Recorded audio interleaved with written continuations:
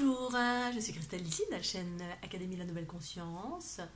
Je vais vous parler une fois encore de la fusion et de la fusion forcée, mais surtout la fusion forcée. Si cette vidéo vous plaît, pensez au petit pouce. Vous pouvez retrouver mes livres sur fleurdelunité.gibdo.com, également sur Amazon. Et vous avez également la possibilité de faire un petit don sous la vidéo si le cœur vous en dit. Alors, fusion et fusion forcée en couple ou dans certains endroits qui drainent votre énergie pour différentes raisons. Alors, ces raisons, c'est que nous ne sommes pas seuls à vivre sur cette planète. Les individus de cette planète sont issus de différents croisements génétiques à l'origine de l'humanité. Ce qui fait que chacun, nous avons une génétique différente qui fait qu'on a plus ou moins des difficultés à pouvoir réaliser l'unité selon de quelle génétique, quelle lignée nous provenons. Des lignées beaucoup plus patriarcales ou matriarcales, ou bref.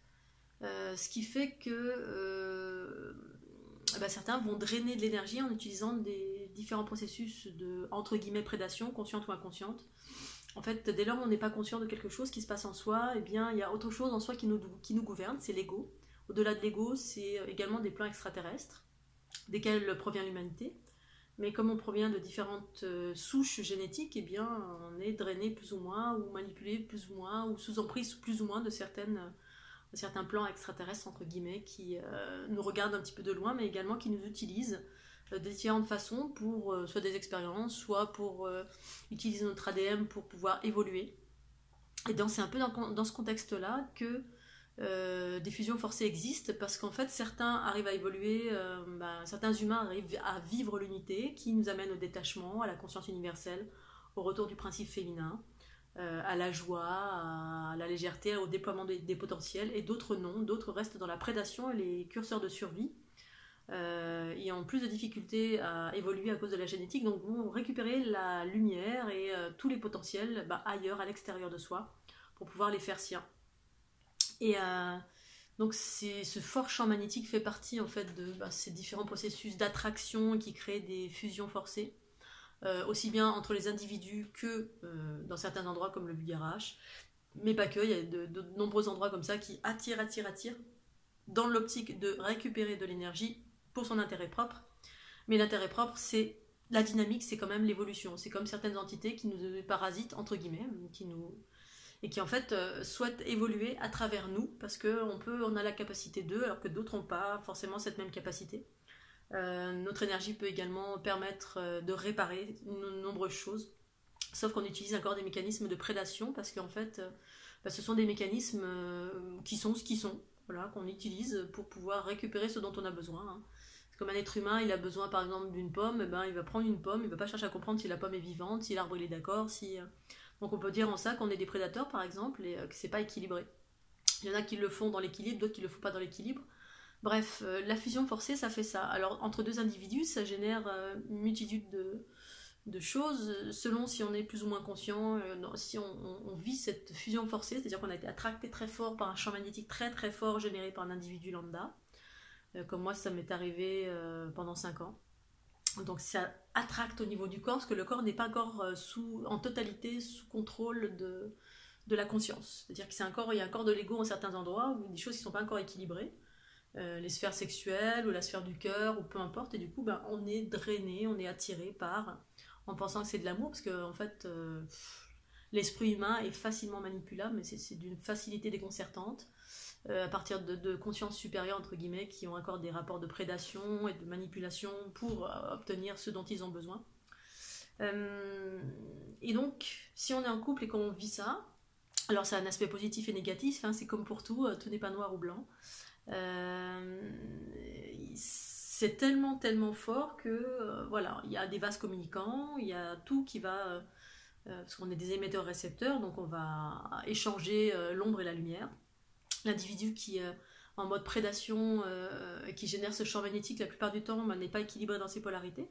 Donc il fait partie d'une lignée patriarcale où les mécanismes sont comme ça, c'est comme des êtres dans la nature qui sont dans la prédation, et puis ils ont évolué, mais ils évoluent très lentement.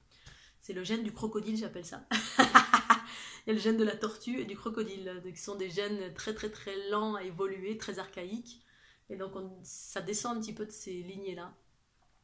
Et donc dans le couple, eh bien, ça va faire des vases communicants. Et par exemple, si vous êtes avec quelqu'un qui a beaucoup d'obscurité, c'est-à-dire beaucoup de blessures qui sont difficiles à réparer parce que parfois on vit des choses terribles dans la vie qui créent des très grosses fragmentations. Mais ces grosses fragmentations, elles ont leur raison d'être, elles sont faites exprès parfois même sur certains êtres pour avoir des manipulations, des emprises sur ces êtres-là, qui servent ensuite de portail pour pouvoir drainer de la lumière un peu partout, surtout en ce moment où il y a pas mal d'êtres qui sont en train de se réveiller, ce que j'appelle les déesses androgynes, et donc qui se font hacker de mille et une façons par ces différents individus qui viennent vers vous, en mode flamme jumelle, ah, je suis attirée. Bon, tout n'est pas noir et blanc, il y a des choses qui sont justes, hein, des relations qui élèvent, mais parfois, la plupart du temps, si cette relation forcée vous amène à de la dépendance, à de l'enfermement, si vous n'arrivez plus à respirer parce que l'autre n'est pas là, vous vous êtes fait hacker en totalité vers un amour entre guillemets astral, issu d'un champ magnétique qui draine votre énergie, qui va aider l'autre à grandir, mais pour autant, pas forcément. Donc ça génère des mécanismes également, par exemple, je voulais parler de ça en particulier, j'en ai déjà parlé, où tout d'un coup, vous allez devenir l'autre et l'autre vous.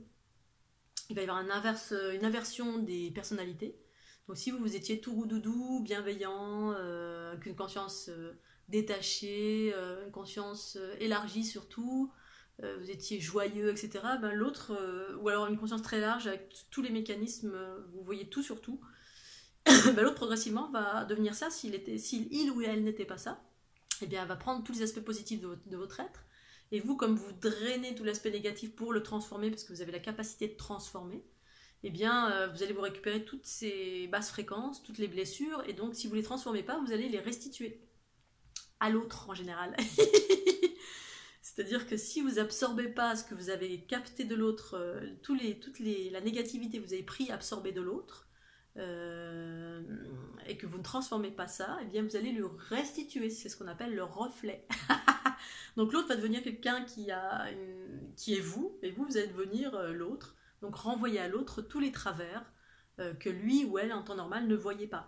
Donc ça va lui faire un reflet de ce qu'il ou elle est. C'est une façon, un des mécanismes de la fusion, quand on est en mode fusion, forcé ou pas forcé. En général, quand c'est forcé, ça fait ça. Quand c'est pas forcé, vous transformez, mais vous transformez pas vraiment parce que l'autre, on va dire, va être plus équilibré, donc ça fait une relation beaucoup plus élevante. Pour autant, dans une relation plus ou moins forcée, une fusion forcée, ça peut faire ça. Vous absorbez, vous ne transformez pas tout, parce qu'il y a beaucoup de choses à transformer. Et vous pouvez être à même de renvoyer à l'autre pour que lui puisse se rendre compte de qui il est. Sauf que ça ne fonctionne pas, parce que si l'autre a un corps de Lego, il ne va même pas se rendre compte que vous lui reflétez une part de lui-même ou d'elle-même. Et donc, ça va générer du conflit, les deux vont entrer dans l'ego, etc. Et donc, ça va devenir conflictuel, un peu compliqué.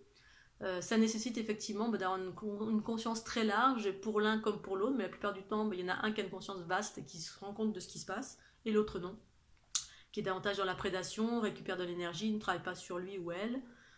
Mais ça peut, mais il peut y avoir un tel décalage, on peut aussi travailler sur soi, avoir des gros problèmes, et en même temps, on est tellement drainé vers le bas par ce qui nous a fragmenté, parce qu'on peut travailler sur soi, vouloir s'en sortir, et en même temps être tellement fragmenté que c'est difficile parce que notre ADN, il a été bridé, on est fragmenté, on a vécu des blessures, des choses tellement fortes que c'est difficile d'évoluer rapidement à la vitesse de l'autre.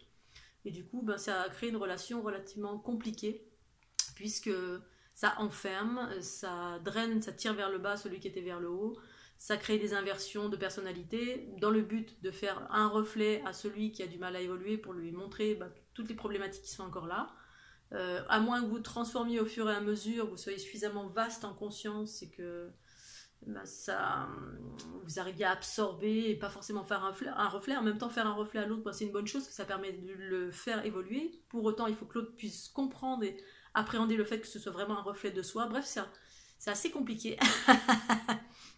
Pour autant, ça a toujours une dynamique au final évolutive. Même si on en est, moi j'ai forcé de constater que les déesses androgynes à l'heure actuelle sont plutôt invitées à aller vers une forme de célibat ou de détachement ou de préserver leur énergie quand il y a trop de décalage et qu'on est en face de quelqu'un qui a vraiment trop de blessures et qui a un trop gros décalage avec vous-même. Et sauf que parfois on s'en rend compte un peu tard, on est déjà sous emprise, sous cloche, l'énergie a tellement fusionné entre l'un et l'autre qu'on devient totalement dépendant, subjugué, on n'est plus soi-même. On n'est plus à même de voir quoi que ce soit. Voilà, tout dépend où vous en êtes, où en est votre conscience. Parce que d'être sous emprise, parfois c'est très difficile de s'en sortir parce que ça génère du coup voilà, des emprises derrière la nuque, des emprises au niveau du sexe, et du coup vous êtes drainé en permanence et c'est difficile de sortir de cela. Pour autant, on peut s'en sortir. Le tout, c'est d'avoir suffisamment de volonté, de conscience, et puis de se dire que l'amour que vous ressentez, c'est de l'hypnose en fait. C'est juste un champ magnétique qui est créé pour que vous sentiez de l'amour, mais en fait, c'est pas de l'amour, c'est de l'attraction de ce champ magnétique qui est généré par l'autre. Juste histoire que vous soyez collés serrés et que vous soyez en mode fusionnel, forcé, pour pouvoir faire évoluer l'autre coûte que coûte, comme accroché, en vous faisant croire au grand amour. Voilà, tout n'est pas noir et blanc, à vous de discerner ce qui vous résonne ou pas, tout est juste et parfait.